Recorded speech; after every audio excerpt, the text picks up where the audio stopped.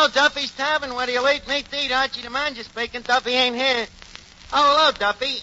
Tonight, Bob Benchley, the noted actor, writer, wit, and raconteur. Huh? A movie actor. Works in shorts. Duffy, that is an old joke. Yeah, the guy's got a great kisser for comedy, Duffy. Looks sort of like a surprised cantaloupe. Yeah, that's the guy. That's right. His first picture was called How to Sleep. That's what he should have called his other ones, too. Well, he's going to speak at the party tonight. Oh, I forgot to tell you. You know Bob Graham, the kid that's been singing here? Yeah, well, I'm giving a big party to launch him. Huh? Well, you know our party. Somebody's bound to conk him with a bottle. So what? The guy's a croner. He won't even notice it. Well, try to get down here, Duffy. And, by the way, wear shoes. There's going to be dancing. Okay, Duffy.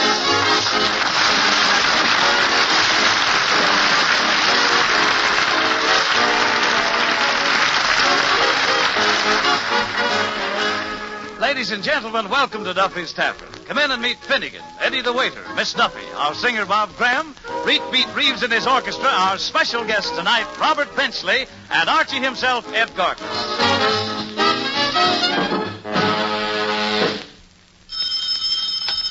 Hello, Duffy's Tavern. Eddie the head waiter speaking.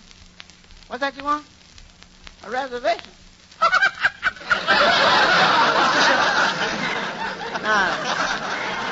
Well, yeah, you see, mister, we don't make reservations here. No, so just come down. If you find a chair that ain't busted, it's yours. Say, Eddie, how does this sound? Duffy's Tavern launches new singer. What is that? It's a publicity story I'm writing to flash to all the newspapers. Tonight at Duffy's Tavern, Mr. Bob Graham, a new vocal chanteuse, was introduced with great fanfare and condolences to Third Avenue Society. This for the obituary column? Let them put it where they want. Among those present was Mr. and Mrs. Joseph Colucci, distinguished fruit peddlers, Mr. Mortimer Cavendish, proprietor of the Smile a While undertaking parlors, and Lady Cavendish, Mr. and Mrs. Second Story Jackson, and son Jimmy, Mrs. Benjamin T. Piddleton, wife of the wealthy dowager by the same name, and others too numberless to mention. The speaker of the evening was Mr. Robert Benchley, who kept the crowd violent with his famous wit. A goodly time was had by all. Well, Eddie? You think they'll print that? Well, any editor who ain't gonna print that ain't got a nose for news. Any editor that can stand that ain't got a nose. Look, Eddie, I'll handle the publicity, and I guarantee by the time I'm through, they say we got another Sinatra. Now, what about the food for the party? Is it ready? Well, the chef just made up some horse d'oeuvres. Eddie, please. Hors d'oeuvres, not horse. How you know what he made them out of?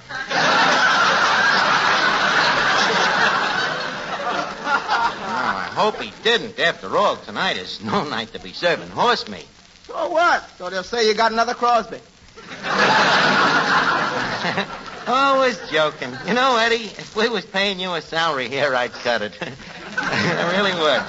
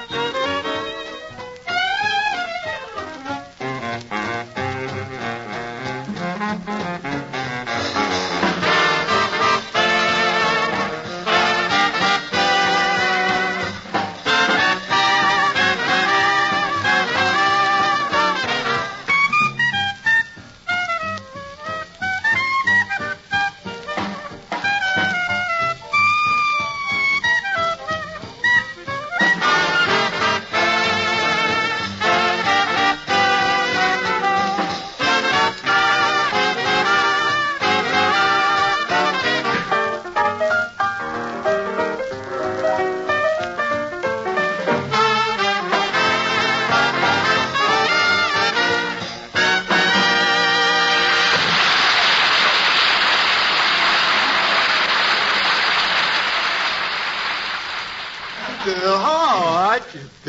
When's your party starting? Oh, any minute now. But, Finnegan, couldn't you dress a little better for tonight? Dodge. Something wrong with my attire? Something wrong. Look at them shoes. Oh, I was rather proud of them. Two-tone shoes. Well, two-tone shoes is all right, but not one tone on each foot. Why don't you get a new pair? Oh, Arch, they're racing. Well, ain't you got an airplane stamp? Yeah, but I need shoes.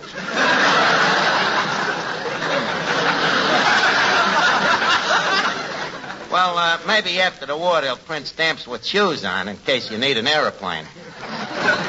And look at that. Look at that tie you're wearing. Dodge, what's wrong with this tie? Well, look at it. Gravy, mustard, ketchup, egg. Too loud, huh?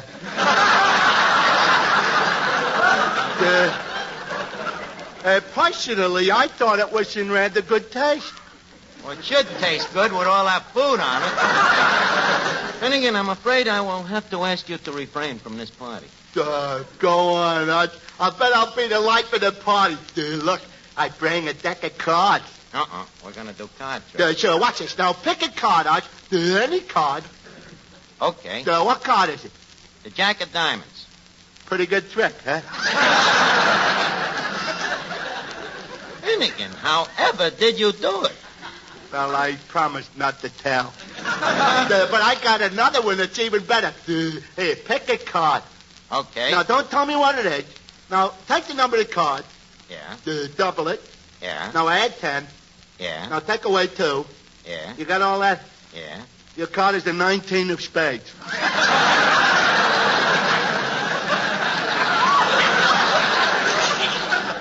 19 of spades. Nope. This time you're wrong. Well, what is your card, Arch? The King of England. I must have added wrong. It's a great trick, though, ain't it, Arch? Yep, absolutely uncanny. Say, Archie, Oh, yeah, Miss Duffy. when you invited people to meet Bob Graham tonight, how did you dare ignore my club, the 10 Jolly Girls AC? Oh, nothing personal. I just felt they was too ugly. Archie, they're very nice girls. Maybe they're not beautiful, but don't forget their characters. They sure are. Oh, yeah? You keep talking like that and the girls will put you on their boycott list. What's that? That's a complete list of all the fellas that won't go out with them. In other words, the male descendants of Adam. That's aside to the point. You invited Mrs. Piddleton and that dopey literary society.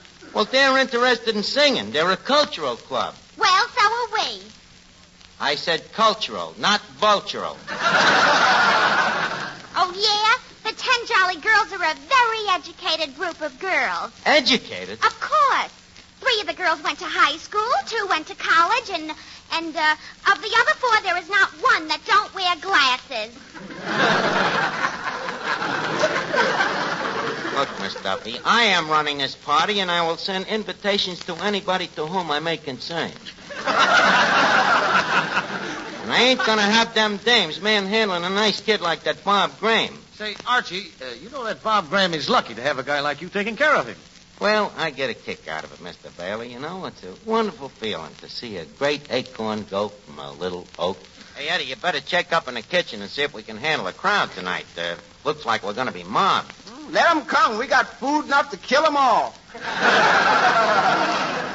Well, you better make sure now, because this party's got to be right. No, we got a big investment in this Graham kid. After all, we're paying him $6 a week. Hey, wait a minute. Here he comes now. How are you, Bob? Well, kid, tonight. Yeah, I suppose so. Yep, kid, this night will be long remembered. Tonight, in Duffy's Tavern, a star gives birth.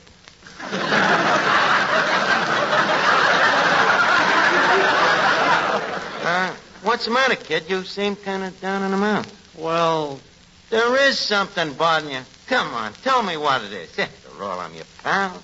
I want you to tell me everything.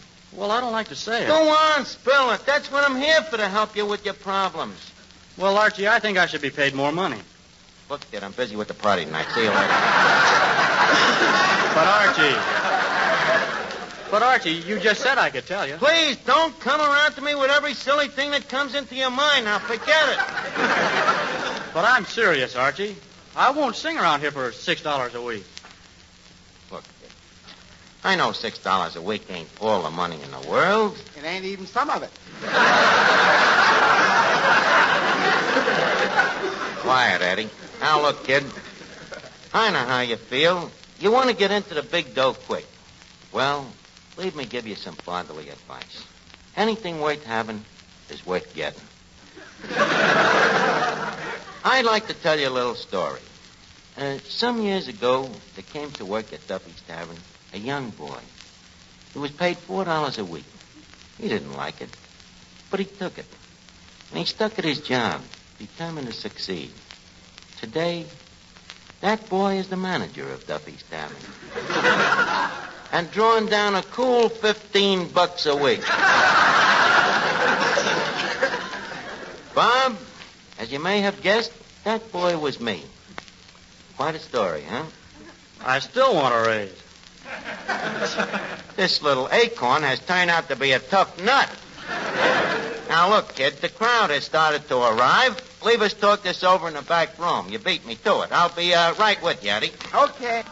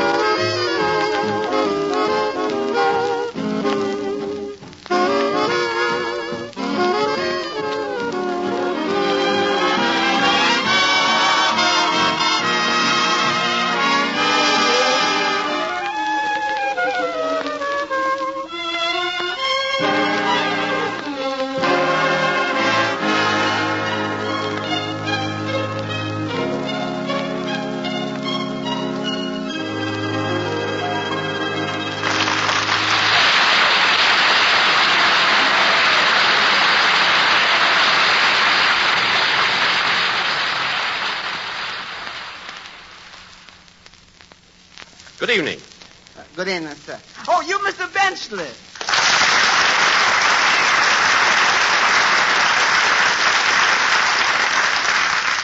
Well, well, Duffy's Tavern, as I live and breathe. Take your choice, Mr. Benchley. Around here you can do both. It's quite a place. Yeah, it's pretty startling, ain't it? Mm-hmm. It's not so bad for what it is, but what is it? Wait here, Mr. Benchley. I'll go get Mr. Archie. All righty. I'll wait right here, right next to this mouse. The song of Bernadette. Hello. Hello? Hey, I know who you are. Well, you have the advantage of me. I don't even know what you are. Hey, I seen you in the movie, don't tell me. Wallace Beery. No. Tallulah Bankhead. You're getting warm. Well, I give up. I'm Bob Benchley. Bob Benchley. I never heard of you. But from now on, I'm going to be watching for you and rooting for you. Well, thank you very much. Not at all. Us dumb-looking guys have got to stick together.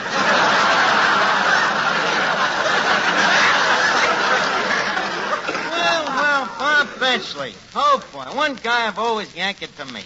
And here you are. Well, it unmitigates me. Words fail me. Well, why shouldn't they when you abused him so?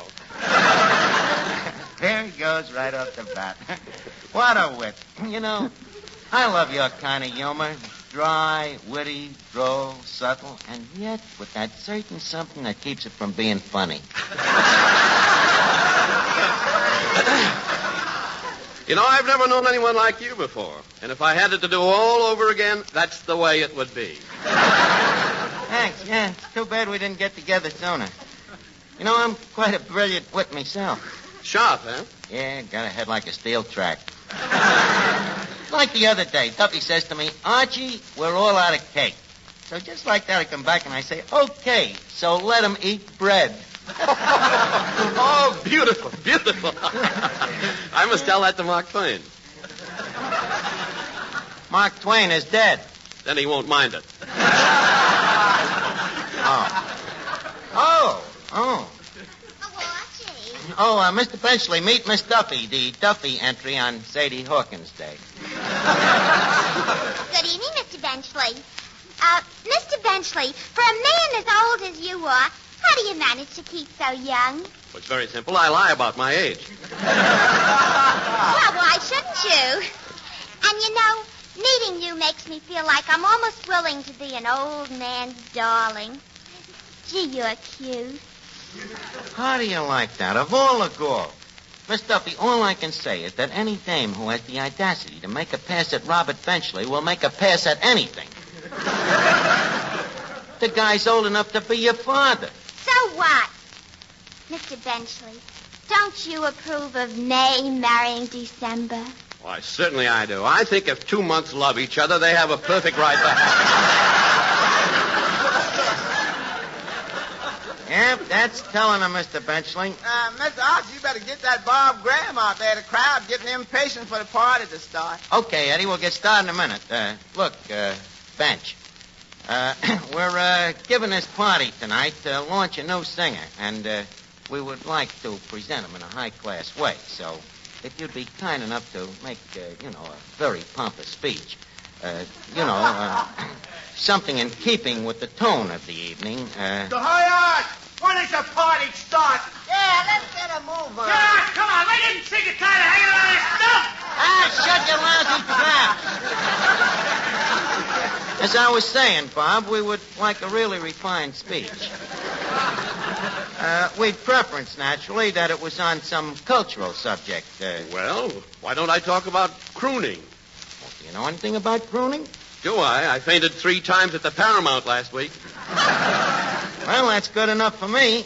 Well, that's that. Now, if I can only talk that Graham kid out of asking for more dough. Say, Archie, you having trouble? Yeah, I've been talking to this Graham kid like a father, and... Hey, maybe I should become a mother. I see what you mean, Archie. A mother can be a great help in many ways. Well, Mr. Bailey, did I say something provocative? Yes, you did, Archie. Okay, folks, the launching party for Bob Graham is going to get started. Trumpets, please. Thank you. Ladies and gentlemen, patrons and matrons of the arts, we are very gracious of you to be here for the first public expose of Bob Graham as a singer. For 2 weeks now, we've been grooming him, and tonight we removed the blanket.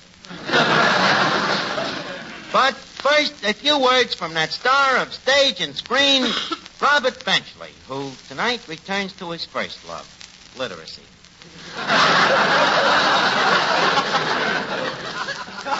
Mr. Benchley, you may don the podium.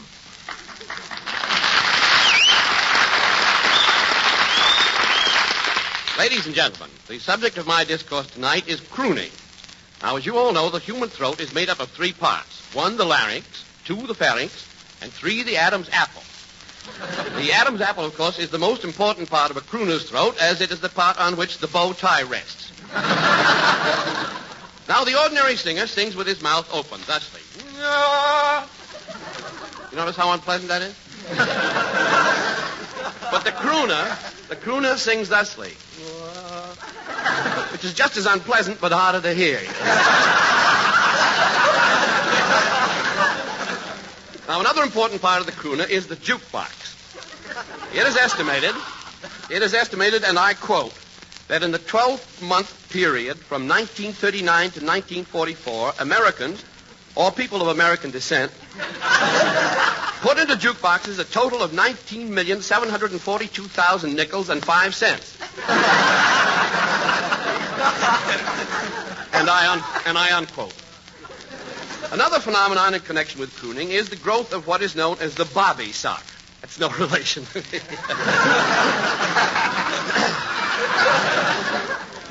In line with this, the noted psychologist at the Psychology Institute, Psychology, Pennsylvania,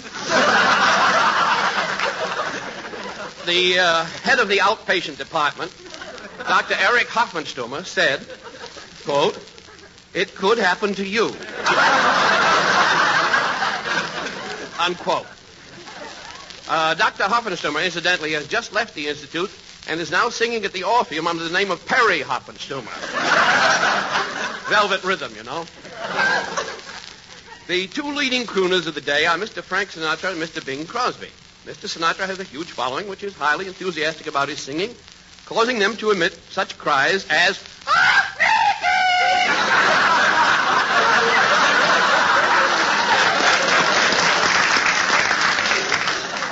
Now, I have here a chart which I have just gone off on my automatic pencil. Here is a red line which begins at the figure 100,000 and ends in July. From July to 200,000, we have a blue line, which is joined at point X here by another blue line, whereupon both blue lines curve back into the red line, and here we say bye-bye blues.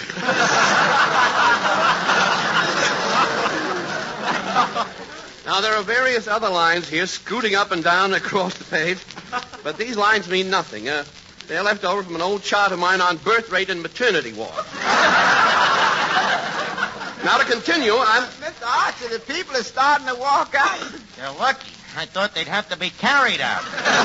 And now to continue, we have... And thank you, Robert Benchley. Now, Bob Graham, get ready. You go on next. Sorry, Archie. I've got another job. Another job? But you can't do this. What about all of the people here? Sorry, Arch. Tell you what, you're getting $6 a week. I'll give you a 50% raise. From now on, you get 6.5. Sorry, Arch, but I was just across the street to Grogan's bar, and Grogan offered me $10 a week. Kid, you can't go to work for Grogan. He ain't even a college man. Now, look, sing for the gang here and give me a little time to reconsider, huh? But, Archie... Folks, we now come to the big piece of resistance of the evening. Mr. Bob Graham, who I predict within 6 months will become the scourge of America. Take it, Bob. April in Paris, chestnuts in blossom, holiday tables under the trees. April in Paris, this is a feeling no one can ever reprise.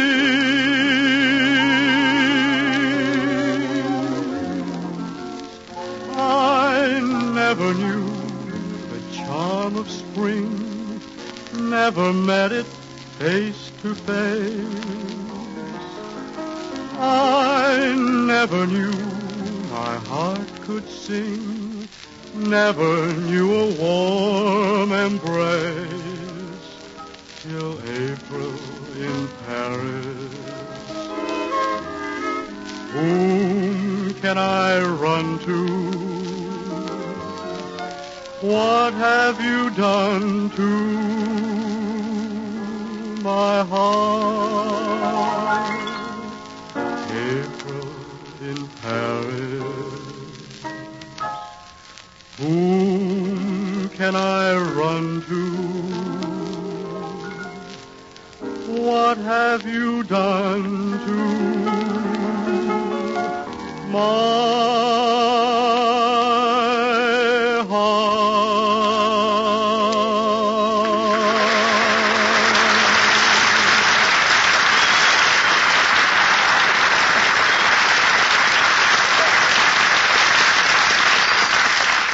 Oh, that was great, kid. Eddie, did you hear that clapping? They loved the kid. Kid, come here. Come here a minute. Tell you what. Grogan will give you $10. We'll give you 11. Take that, Eddie. Hello. Mr. Graham? Yeah, that's for you, mister. I bet it's that 30 Grogan with another offer. Hello? Who's this? Oh, how are you? Well, thanks. That's very flattering. I was right. It was Grogan. How much? $12? Tell that bum we'll give you 13. Hello? I've just been offered 13. What? 15? It's a deal. Give me that phone. Now listen, Grogan. We found this kid first and... Who is this? Duffy. Duffy, what are you trying to do? Chiseling the kid up to $15 a week? Oh, Mrs. Duffy heard him and she swooned. Oh, you want to keep him singing so you can keep her passed out. Okay, Duffy, you're the boss. Well, Archie, you got a fine singer there. Well, thanks, Mr. Benchley, and thanks a lot for launching the kid. Oh, it's no privilege at all. Well, I guess I'll be running along now. Okay, but let's get together real soon, all right? Certainly. Do you ever get to South Bend, Indiana? No. Neither do I. Let's have lunch there sometime, shall we? It's a date with me, Bob. So long. So long. So long.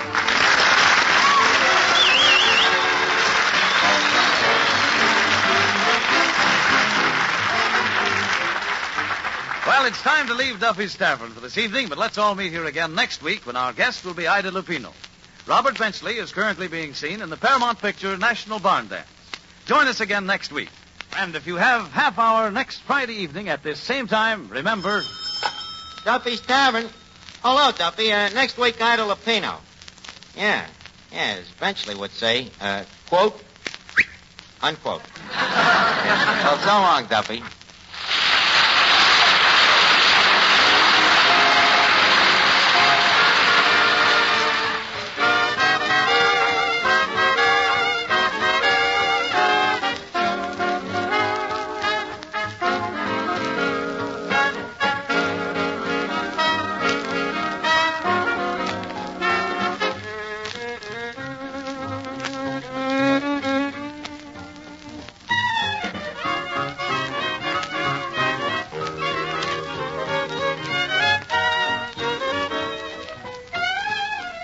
This is the Armed Forces Radio Service.